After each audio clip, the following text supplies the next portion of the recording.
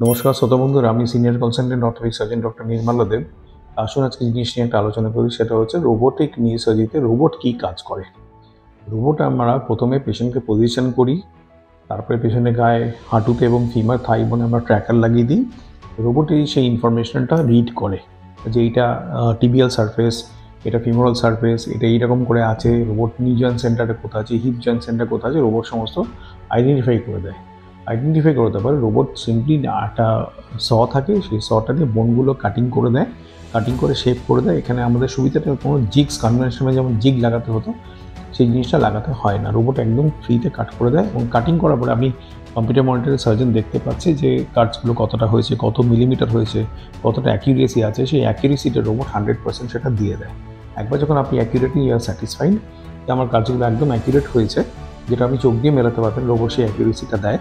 দেওয়ার পরে আমরা কম্পোনেন্ট নিয়ে ফাইনাল অরিজিনাল কম্পোনেন্ট পেশেন্টের হাঁটুতে আমরা বসিয়ে দিই। বসিয়ে দিয়ে ফাইনালটা চেক করে ওখানে আমরা স্টপ করে দিই, তখন ওয়াশিং ক্লিনিং করে পেশেন্টকে রেডি করে ফেলি।